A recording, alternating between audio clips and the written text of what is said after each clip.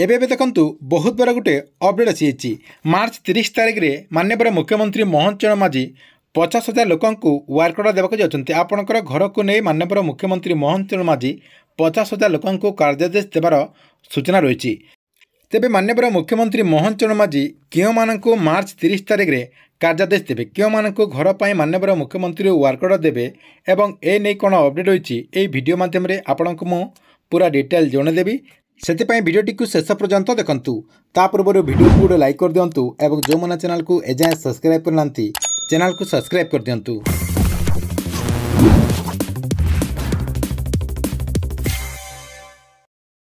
देखंतु माननीय मुख्यमंत्री मोहन चरण माझी मार्च 30 तारिख में कलाहांडी आसिक अंत्योदय गृह योजनार शुभारंभ करने जाउछन्ति। अंत्योदय गृह योजना शुभारंभ होगा सहित आपणकर 50,000 हिताधिकारी को यही योजना अधीन घर मध्य दिज्वार अपडेट होती। तेबे बहुत सारा लोक मैंने एपर्यंत भी जापार ना माननीय मुख्यमंत्री मोहन चरण माझी क्यों 50,000 हिताधिकारी को मार्च 30 तारिख में वार्क अर्डर देवाक जाउछन्ति। देखंतु आपको मैं पूरा क्लियर सहित कहीदे जे आपणकर ये जो अंत्योदय गृह योजना रही है अंत्योदय गृह योजना अधीन जो मैंने आवेदन करेंगे यहाँ आपणकर प्रधानमंत्री आवास योजना अधीन से दिन वार्क अर्डर पाइपर ना जो मैंने अंत्योदय गृह योजना आवेदन करछन्ति सेमाने जहाँकि मार्च 30 तारिख में वार्क अर्डर पाइपर।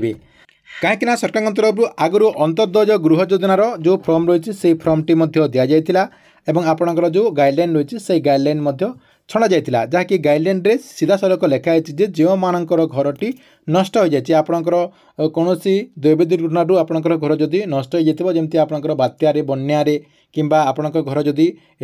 पोड़ी जाइथिबो किंबा हाथी मारी देथिबे किंबा कौन कारण जदि आपणकर घर जदि नष्ट हो जाए किंबा आपणकर घर जदि भिन्नक्षम थिबे किंबा आपणकर घर जदि कौन विधवा महिला थिबे किंबा आपण जदि कौन आपणकर शहीद परिवार जाउथिबे किंबा आपणकर घर जदि कौन व्यक्ति आपणकर पद्मश्री पुरस्कार पाइथिबे ताहले आपणकर घर जदि नाही ताहले आपण एई योजना अधीन घर पाइपर। से सरकार तरफ आगु प्रक्रिया जहाँकि आरंभ कर आवेदन करने आपंकर प्रक्रियाटी आरंभ कर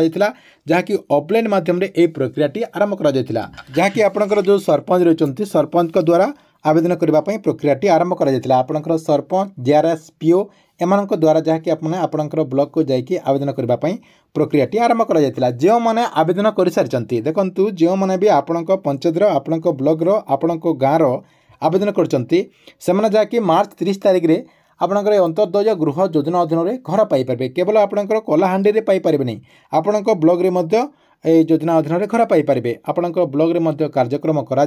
सही मार्च 30 तारिख में सही सेम समय रे आपणकर कार्यक्रम करा सही ब्लॉक